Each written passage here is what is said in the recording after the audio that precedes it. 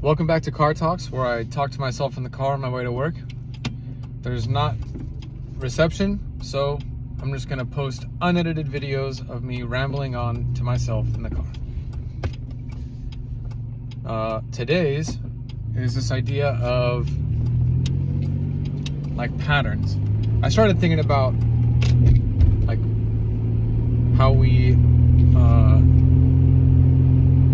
receive information through a bias, but I think before I can cover what I feel are biases, I should cover patterns and how bad patterns create biases.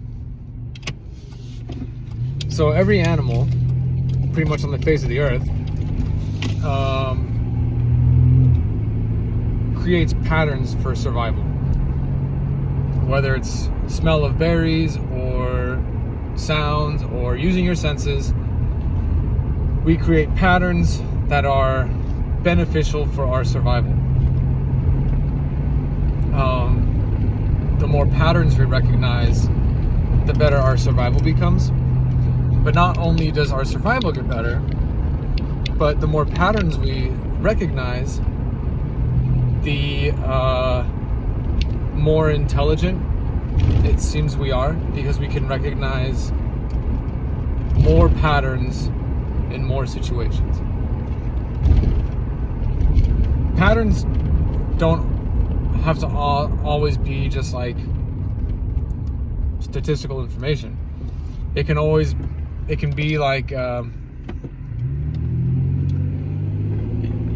we create patterns and then predict a future outcome based on the pattern we recognize. This can even be used for like building, right? So you know that placing a nail in certain spots is much more beneficial than others. We also know that cooking at certain temperatures is more beneficial for what we're trying to make than having it undercooked or overcooked or burning it or keeping it raw, whatever. And so the more patterns we recognize, the more outcomes we can predict, and the more outcomes we can predict, the more intelligent we can seem to be. And the more intelligent we can seem to be, it increases not only our survivability, but also our mate ability, in which we can find a mate because we're deemed to be more or less intelligent, more intelligent. Now, the problem with this is we don't always get information that properly benefits us and our patterns. So let's say we got 5 people and we handed out a sheet of paper or a strip of paper with numbers on it. The first person will give 1, 3, 5, 7. The second person will give 2, 4, 6, 8. The third person will give 3, 6, and 9. And the fifth person, I forgot how many I've listed. Whatever. They get 1 through 10. And then we ask them what will be the next number without using or without talking about your previous numbers. One person would say the answer is 9. One person would say the answer is 10. One person would say it's 11. One person would say it's 12. And essentially this sort of relates to life in that we're not always given all of the information, but we're told to predict the next number, and I think that doesn't always benefit us. Not that any one of them are wrong. So the person who has 1, 3, 5, and 7 saying 9 is correct, but saying it's 9 for the group would not be correct because they're missing information. And so we often have to predict not only future situations for ourselves, but for a community, for a group, for a class, for a team, whatever. But we don't always have all of the information. And that is like a limiting factor in creating cohesiveness and understanding for the world around us. So now we have a flawed pattern because we're lacking information. But we often seek information that further benefits our pattern, not the sequence in total. So for someone who has all odd numbers, they may research things that say all odd numbers are the pattern. And there may be other people in the world who have all odd numbers. So they band together and realize that the next numbers, the next sequence will all be odd numbers, which is completely against the people who have all even numbers. So now there's like a fight. Or the people who have groups of 5, or people who have all numbers divisible by 3, whatever. Since the pattern is incomplete, it's more difficult to predict for everybody what the right answer should be. And I would even argue that there is no one way, I don't know if there's any way, to get the absolute truth about the world. It's like an ancient Chinese philosopher, I believe, or it's a quote, that like the only way to know the truth about everything is to have lived everyone's lives. And that is quite impossible. To know the truth is very difficult to find when it comes to human behavior and expectations, stuff like that. We can sort of know the truth in math because it's pretty straightforward. But in beliefs and behaviors and psychological outcomes, I think it gets much more difficult. Especially when experiences play a huge role in it. Experiences are a huge determining factor of our patterns. And if you don't have certain experiences, you won't have those patterns. At least not the information to put in the patterns. And so I think this is where a lot of the fighting and disagreements come from, is what we recognize as true may not be. And that's very difficult to convey to people. Quick drink. I'm not sponsored by Liquid. Okay.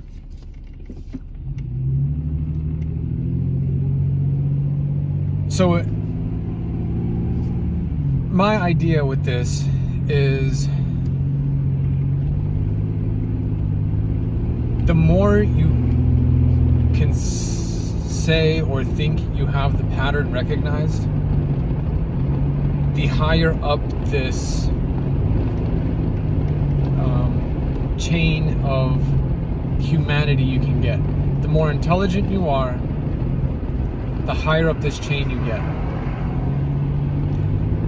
And I don't think anybody likes to be shown that their pattern is wrong, or that they're wrong, or that what they believe is wrong. No one wants to think that, or know that, or to be shown that. I mean, we do in little aspects, like getting certain questions wrong on quizzes, I'm sure is not a bad idea. But being wrong about big, major aspects of life is very jarring. And it makes you question a lot of the things you think you know. And since that is so deterring, and since it makes people feel maybe stupid, or like they've had something like a sheet pulled over their eyes, or that they're wrong, that makes them feel like they're moving down the chain, which I don't think people want to feel like they're moving down the chain, only up. And this can be harmful because this is where people don't want to learn, because they don't want to be proven wrong, or where they've built their houses on sand and not on rock. And so they fight to continually prove that they are right. Now, there's certain ideas and certain aspects and certain people who have done so much research and so much learning that I don't know if they prove that they're right or wrong, as much as there is another pattern, there is another option. There are many people that I've talked to, that I've read about, seen on the internet, whatever, who refuse to think that there is any other option, any other pattern that could exist. And that is harmful to not only themselves, but anybody watching them, because there's no room for growth and no room for like understanding. And so it's also damaging for those who have a different experience or pattern in their life. Let's take, for example, someone who's only ever been given rotten apples. They have no clue that there are apples that exist that are unrotten. So they wouldn't even consider them rotten. They just see them as apples. Now, this person is constantly given apples that are rotten. They're soft, they're gross, they smell terrible, they're like wet, the peel's cracking, just terrible. That is what they understand to be apples. Now you're given another family who is probably well off and have never seen a rotten apple in their life. The workers in their kitchen ensure that these people will never ever see a rotten apple. So their only view of apples is that they are only ever crisp and sweet, and they smell good, and they're delightful, and they're awesome. And now you have them in a room, and someone goes, "Would you like an apple?" The rotten apple person's gonna say, "No thank you, apples are gross, I don't want one, they smell, they're wet, they're rotten, they don't taste very good, I don't want an apple." And the well-off person's like, "What are you talking about? Apples are delicious, they're crisp, they're sweet." And now each one of them is being told that what they understand to be true isn't true. And there will be a fight. And this happens with many different situations and many different aspects and many different areas of like life and society. Now, the goal isn't to say whose pattern is correct. The goal is to understand that the pattern is more encompassing of information than we believe it to be. And when you find someone who defends their pattern sort of wholeheartedly or without any reservations, and all other patterns are wrong, and all that, this is where logical fallacies start to become like prevalent, because they will use whatever argument they can to continue the belief that their pattern is correct, or is the true pattern, or there is no missing information. This is all the information, and I'm right and you're wrong. And that is damaging to like everyone. It can be damaging to like relationships and friendships and families and co-workers and all this other stuff. Because you have two people who have had different experiences in life. They've absorbed different types of information from books or radio or TV or podcasts or whatever. Because the information is different from each other, one has to be right and one has to be wrong. And they will always fight to prove one way or another. Not always, but very often. It's only when we understand that maybe there's a bigger pattern out there that we have yet to understand.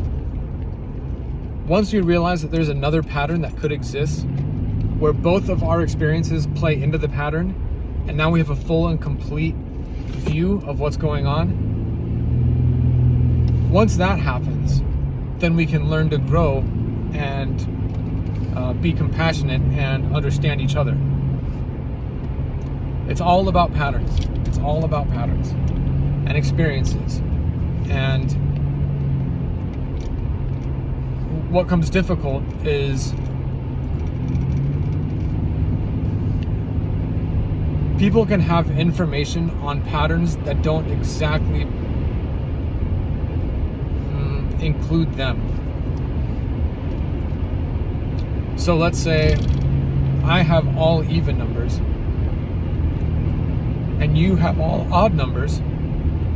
I can argue to some people that there are those that have odd numbers.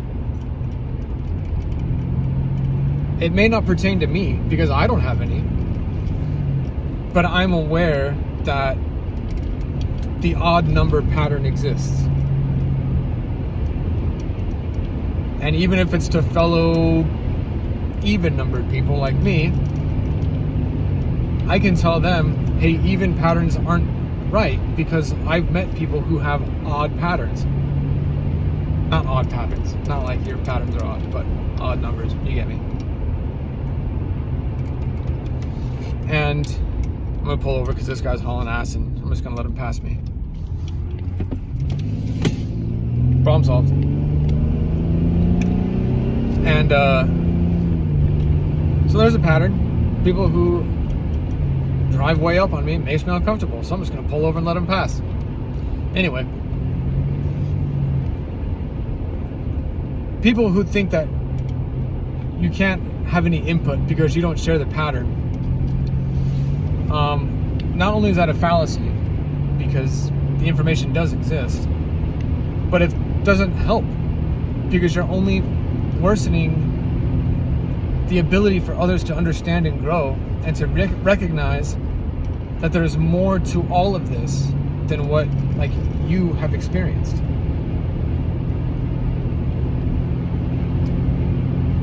And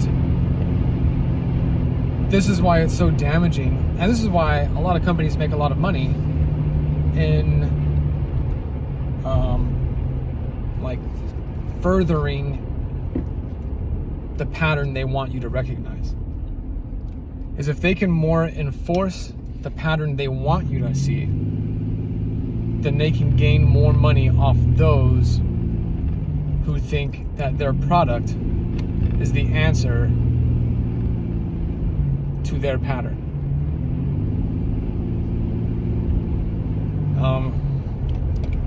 We also want to be told that our pattern is right. So there are companies out there who just go along with what you say so that you don't fight back against them for having a naysayer. One of my, I guess, favorite examples of this that I can think of that is like, it's funny to me, is in the movie Zoolander, when Derek Zoolander gets all enraged because he's like, how are we supposed to build this school? It's like a school for ants. It needs to be at least like 3 times bigger, whatever the quote was. And then Will Ferrell's character, Mugatu, is just like, he's absolutely correct. And that has always sort of sat on the back of my mind of like, how many people do that just so there is no pushback?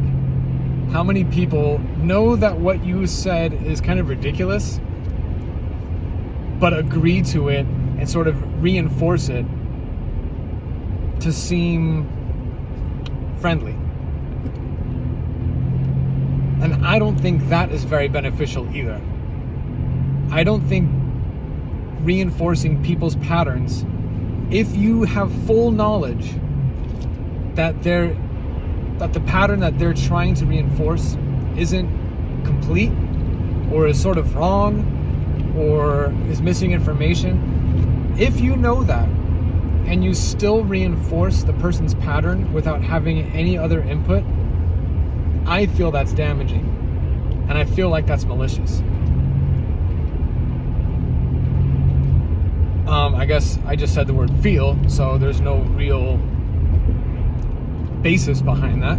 What I feel is sort of irrelevant to you, but that's what I think. I think reinforcing someone's, we'll say, negative pattern, negative as in incomplete or misguided or whatever, to reinforce that, I think, is malicious. Especially if the pattern is one that negatively impacts health. If it negatively impacts health and safety and security and basically most of the bottom half of the hierarchy of needs, if it negatively impacts those things, and you do it knowingly, I feel like that's malicious and fairly evil. Anyway, that's what I've been thinking about patterns, and this is where like biases come in. Is your pattern now becomes ingrained into what you deem is true, and if you deem that to be true, then it is now the standard of what is to be acceptable and unacceptable. And in pursuit of that, I think there's a higher chance of negatively impacting each other. Yeah, that's what I've been thinking. I'm gonna post this. Let me know what you think. Add on to the conversation. I think it's awesome. The more I can learn and the more you can learn, the better off we can all be. I didn't use too many specific examples in society because it's really heated and I've lost enough relationships that I'd rather not use the examples anymore. So if you can think of some and you want to talk about them, go for it. Let me know. I'm now at work. See you later.